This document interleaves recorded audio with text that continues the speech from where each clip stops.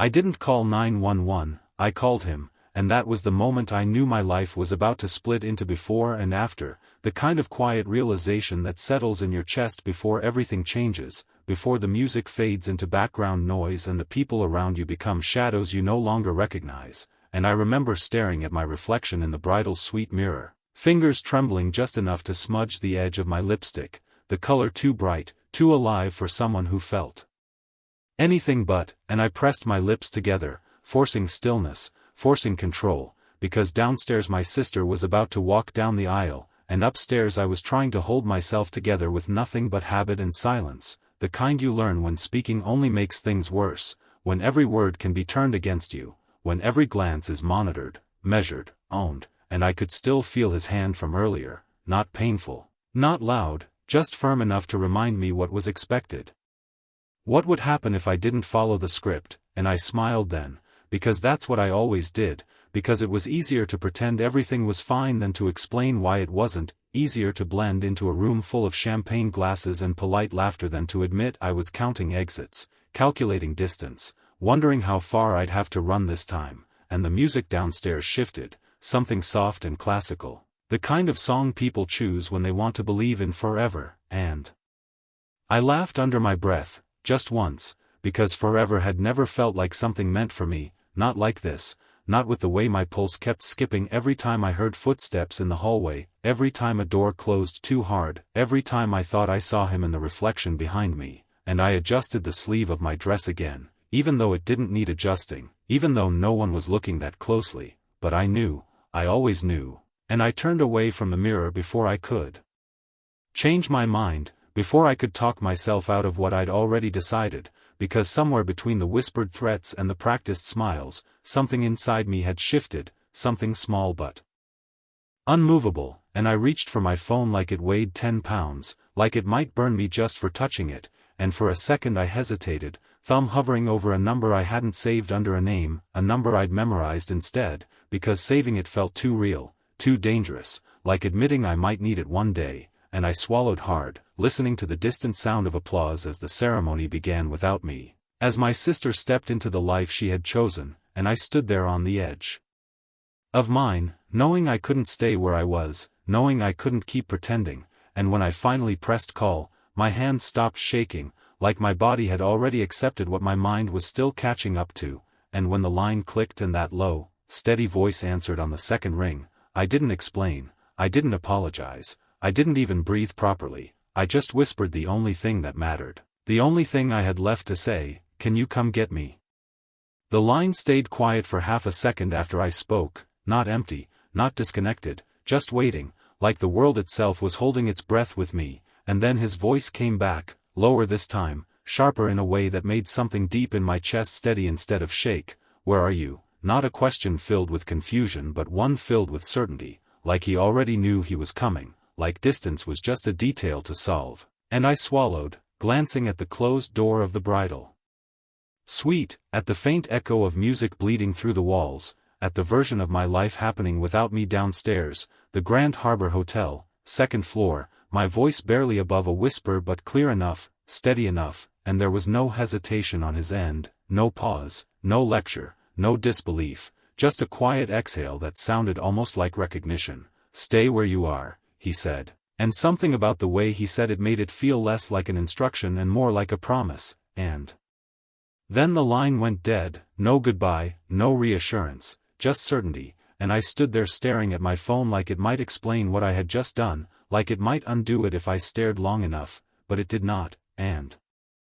the reality settled in slowly, not loud, not dramatic, just heavy, like a door closing somewhere far behind me, and I slipped the phone back into my clutch just as the handle turned, the sound small but enough to send a spike of awareness through me, and when I looked up, he was already there, leaning against the doorframe like he belonged in every room he stepped into, like nothing in this world could ever surprise him, his eyes scanning me in that quiet, controlled way that missed nothing. And I felt it immediately, that shift in the air, that subtle tightening in my chest that had nothing to do with fear and everything to do with being seen too clearly. There you are, he said, smiling just enough for anyone else to believe it was warmth, and I mirrored it automatically, because that was what I had learned to do, match the tone, keep the peace, disappear in plain sight. They are waiting downstairs, he added, stepping closer, his hand brushing my elbow in a gesture that looked gentle but carried an unspoken weight, and I nodded, because arguing here would only make things worse, because I had learned that timing mattered more than truth, and as we walked down the hallway together, the music grew louder, the laughter clearer, the world snapping back into place around us like nothing had changed, like I had not just made a call that could rewrite everything, and I kept my eyes forward, counting each step, focusing on the rhythm of my heels against the polished floor. 1, 2, 3, steady, controlled, until we reached the staircase overlooking the reception, and from above, everything looked perfect, white linens, soft lights, people smiling like they believed in something unbreakable, and for a second I wondered what it would feel like to be one of them, to live a life where love did not come with conditions, where silence was not a strategy, where leaving did not feel like betrayal. And then his hand tightened slightly at my arm, not enough to hurt. Just enough to remind, and I blinked, the moment gone as quickly as it came, and we stepped down into the crowd together, into the noise, into the expectation, and somewhere deep inside, beneath the practiced calm and the borrowed smile, a single thought repeated itself over and over: he is coming, and for the first time in longer than I could remember, I was not thinking about how to endure the night, I was thinking about how to survive what came after. The reception lights felt too bright when we stepped into them, like they were designed to expose everything I had spent months learning how to hide, and I could feel eyes turning toward us, smiling, curious, unaware, while the music carried on like nothing underneath it was fragile, like nothing here could crack if someone pressed in the wrong place, and he stayed close beside me, not touching now, not needing to, because presence alone was enough, a silent reminder that I was not alone in this moment even if no one else could see it, and I kept my posture straight, my smile measured, the version of me everyone expected sliding back into place as we moved between tables and laughter and half-finished conversations, until we reached my family, and my sister looked radiant, glowing in a way that made something twist softly inside my chest, something that might have been envy once but now just felt distant, like a memory of a feeling I no longer recognized, and she hugged me quickly. Distracted, already turning back to her new husband, already stepping into a future that looked simple from the outside, and I told myself that was enough, that her happiness did not need to mirror mine, that not every story had to unfold the same way, and then I felt him again, closer this time, his voice low near my ear, controlled, pleasant for anyone listening but edged with something only I could hear. "Stay close tonight," he said. And I nodded because it was easier than resisting, easier.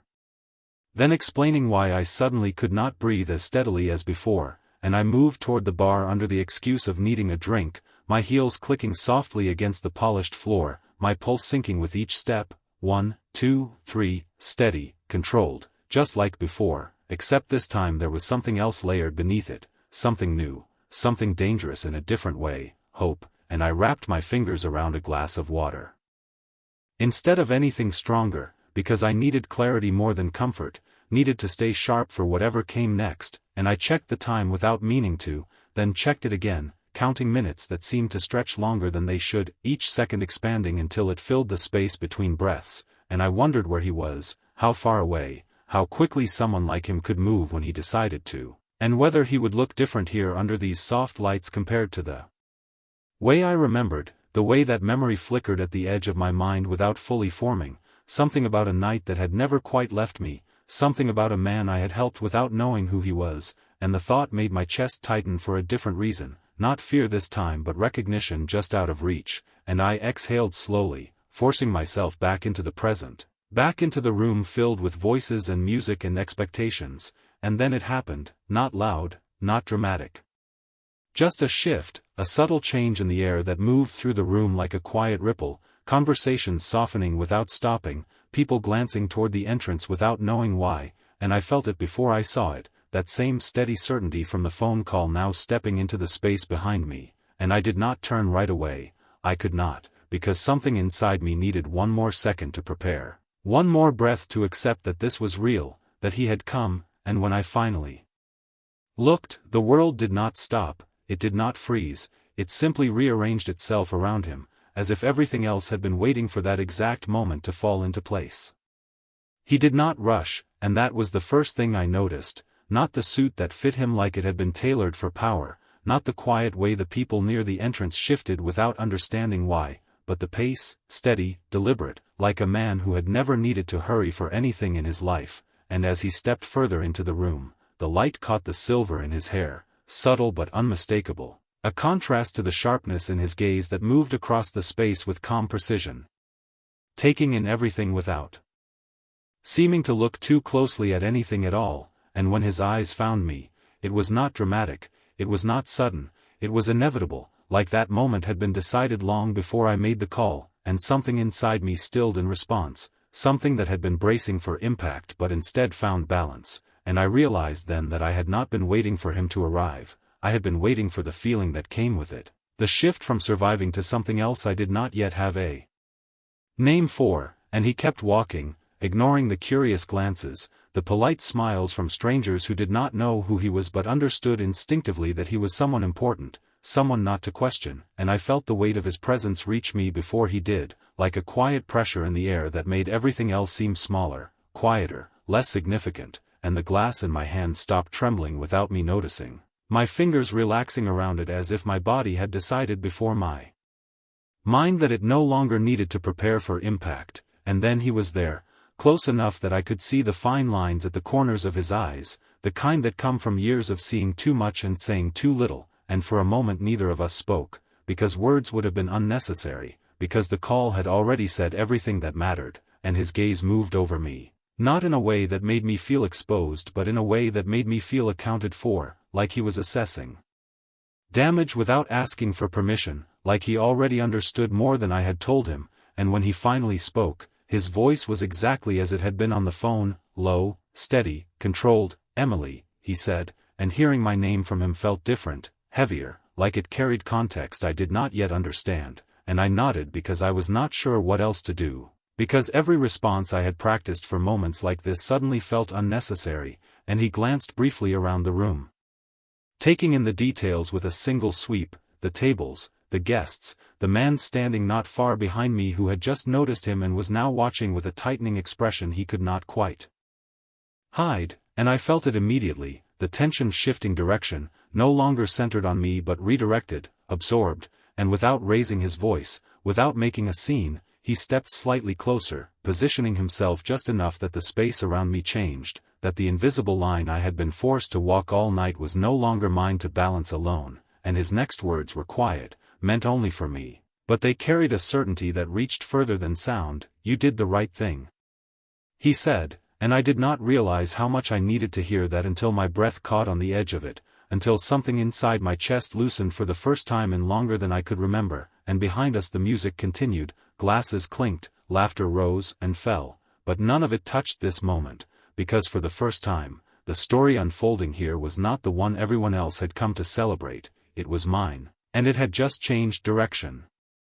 He did not look at the man behind me right away, and that was what made the shift unmistakable, because anyone else would have turned, would have reacted, would have acknowledged the tension building just a few feet away, but Victor did not. He kept his attention on me for 1 second longer than expected, as if confirming something only he could see, as if making a decision that had already been made the moment I called, and then, only then, he moved his gaze past me, not sharply, not dramatically, just a slight turn of his head that somehow carried more weight than any raised voice ever could, and I felt it instantly, the way the air tightened, the way the man behind me straightened without meaning to, like his body recognized something his mind had not caught up with yet, and I did not need to turn to know who he was looking at. I had memorized that presence long before tonight, the subtle control, the expectation, the quiet pressure that had shaped every step I took, and for the first time, it was not directed at me, and that realization alone was enough to make my chest rise with a breath I did not have to force, and when Victor finally spoke again, his voice was still calm, still measured, but there was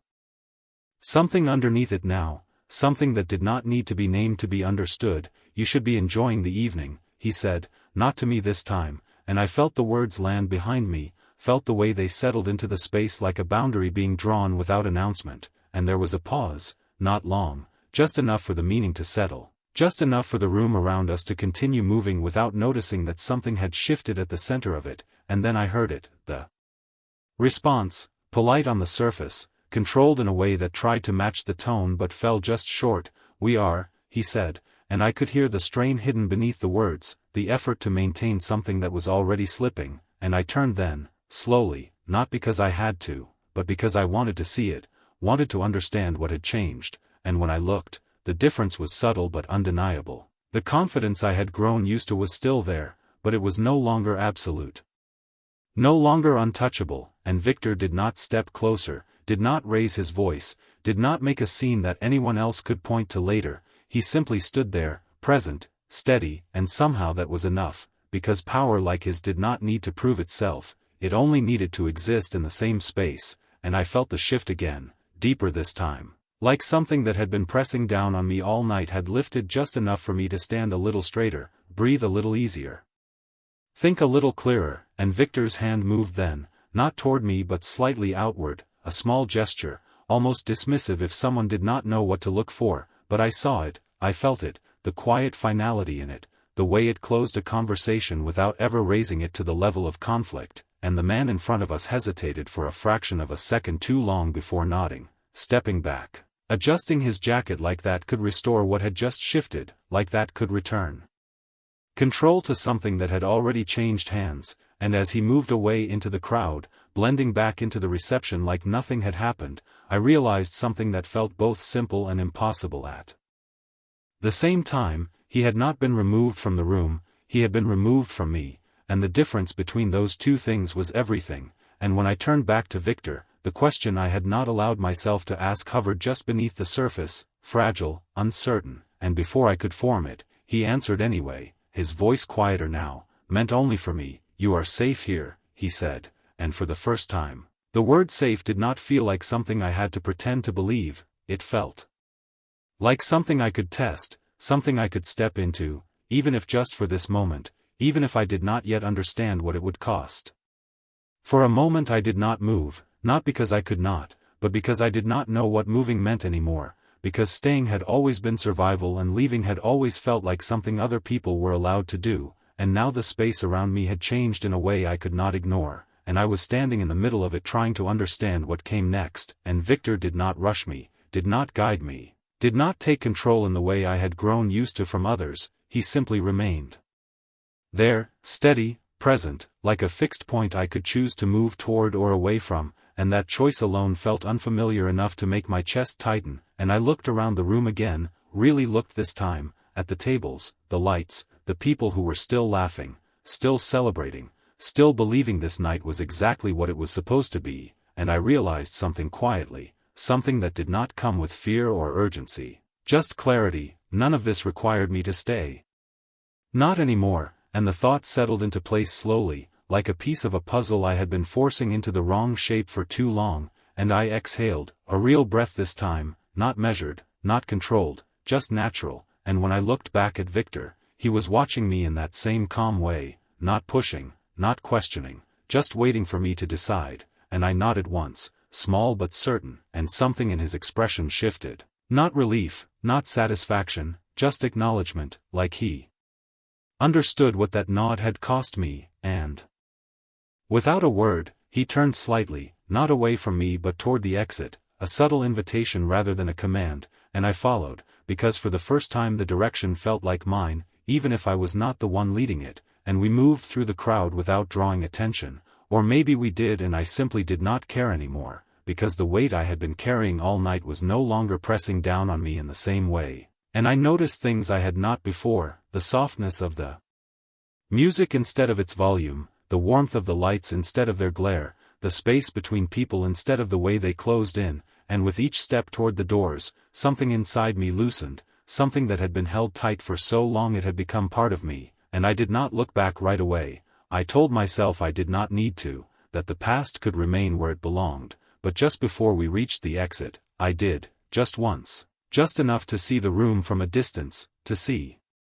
the version of myself I had been trying to maintain all night fade into the background of a story that was no longer mine to continue, and I felt it then, not fear, not regret, something quieter, something steadier, resolve, and when the doors opened and the cool night air met my skin, I stepped forward without hesitation, crossing a line I had imagined so many times but never believed I would reach, and beside me, Victor slowed just enough for me to walk evenly with him, not ahead, not behind. And his voice came again, low, certain, but softer than before. "You are not going back," he said, not as a question, not as an order, but as a truth spoken out loud, and I realized in that moment that he was not deciding it for me, he was recognizing that I already had, and I nodded again, stronger this time, feeling the weight of that choice settle into something solid beneath my feet, something I could stand on, something I could build from, even if I did not yet know what came next. The night air felt different the second I stepped outside, not colder, not warmer, just real in a way the ballroom had not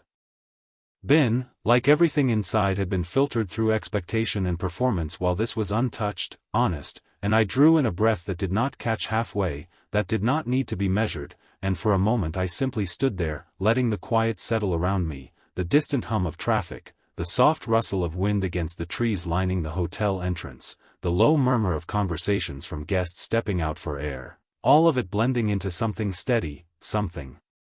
grounding, and I realized I had not felt this kind of stillness in a long time, not without tension layered beneath it, not without waiting for something to interrupt it, and I glanced at Victor, half expecting him to move, to direct, to decide what happened next, but he did not. He remained beside me, hands relaxed at his sides, gaze forward, giving me space in a way that felt intentional, like he understood that this moment was not about him taking control but about me learning how to stand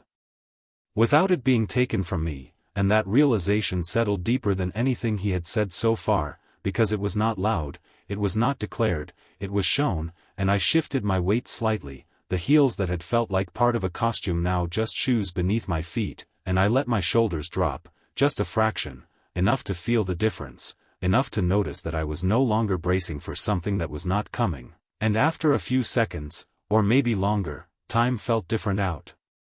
"Here," Victor spoke again, his voice low but clear, "do you have anything inside you need to take with you?" And the question caught me off guard, not because it was complicated, but because it assumed I was leaving for good, not stepping out for a moment, not taking a break, leaving, and I thought about it, about the small things I had carried into that room, the clutch in my hand, the phone, the version of myself I had tried to maintain, and I shook my head slowly, because the truth was simple. There was nothing inside that belonged to the person I was becoming. And he nodded once, like that answer confirmed something he already understood, and then he gestured slightly toward the driveway, where a dark car waited without drawing attention to itself, just another vehicle to anyone who did not know what to look for, and I hesitated, not from fear, but from the weight of the moment, because stepping into that car meant more than leaving a building, it meant stepping away from everything I had been managing, enduring, surviving, and I felt the pull of it for a second, the familiar urge to turn back, to smooth things over, to explain, to minimize what had just happened, and then I heard laughter from inside the hotel, bright and distant, and it did not sound like something I needed to return to, it sounded like something that would continue without me, and that was enough, and I took a step forward, then another, each one easier than the last, until I reached the car and paused with my hand near the door, my reflection faint in the dark glass, and I looked at it, really looked this time, not for flaws, not for signs to hide, but for something else, something new, and for the first time, I saw it, not fully formed, not complete, but there, a version of myself that was not defined by fear, and I opened the door before I could second-guess it, sliding into the seat with a quiet exhale, and as the door closed behind me, sealing off the night outside, I realized something that felt both simple and profound at the same time. I had not been rescued from that room, I had chosen to leave it, and that choice was mine to keep, no matter what came next. The interior of the car was quiet in a way that felt intentional, not empty, not isolating, just contained, like the outside world had been lowered to a distant hum that could not reach me unless I chose to let it, and I sat there for a second without moving, my hand still resting lightly against the door as if I needed to confirm it was real, as if I needed something solid to anchor the shift that had just happened. And then the other door opened and Victor slid into the seat beside me, not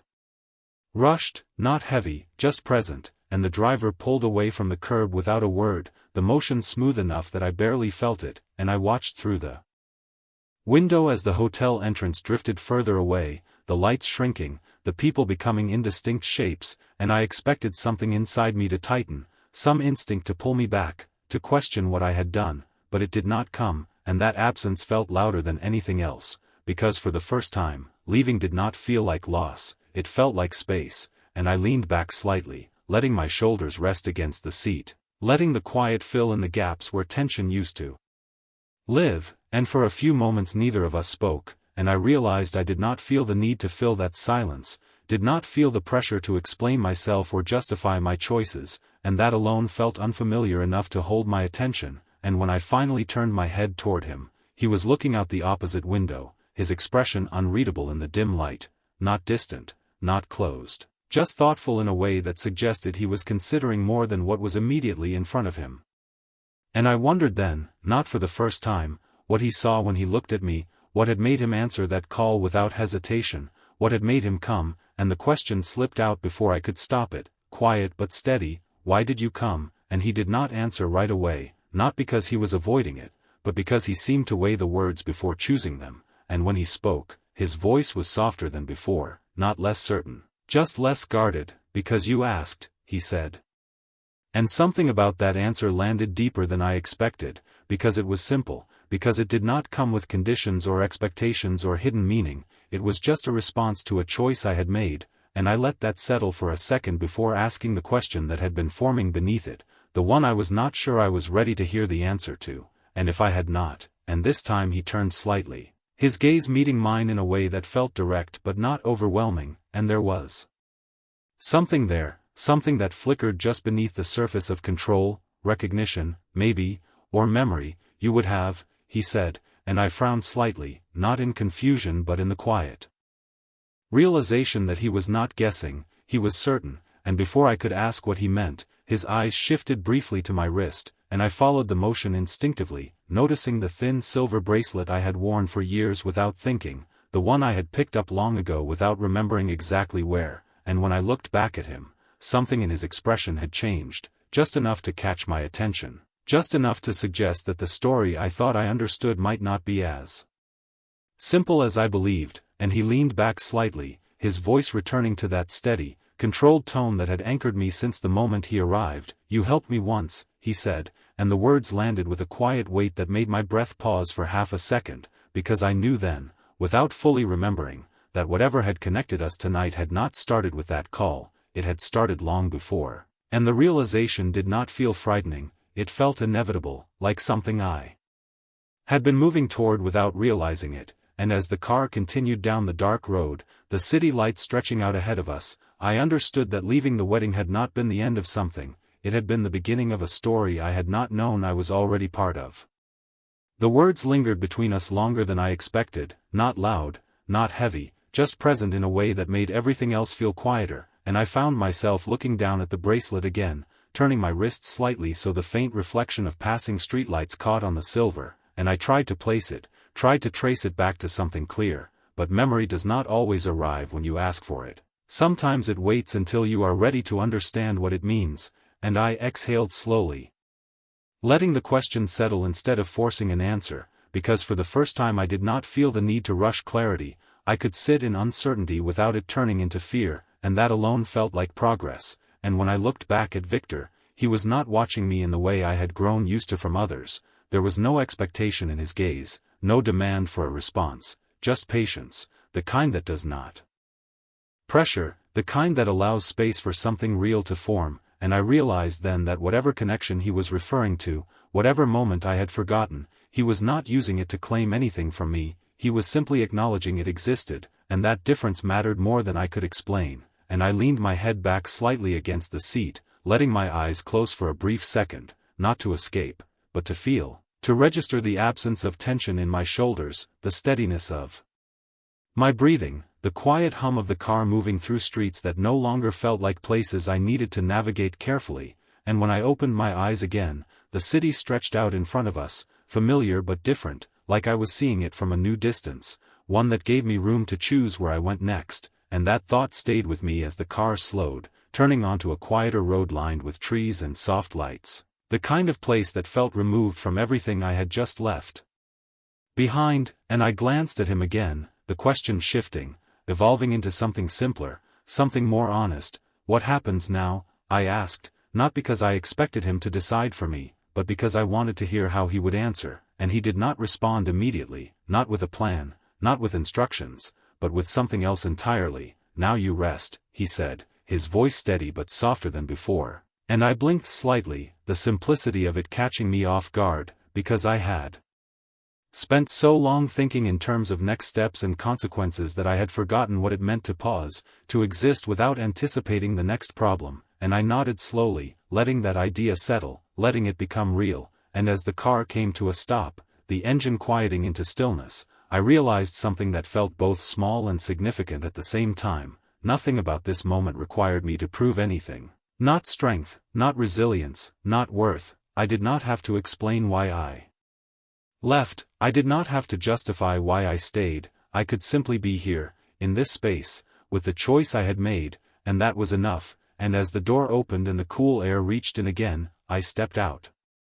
with a steadiness that felt new but certain, not because I knew exactly where this path would lead, but because for the first time, I trusted that I was allowed to walk it. And as I closed the door behind me and looked ahead, I understood something that stayed with me long after that night. He did not change my life by coming to get me, he changed it by reminding me I could choose to leave, and that choice was mine long before I ever made the call.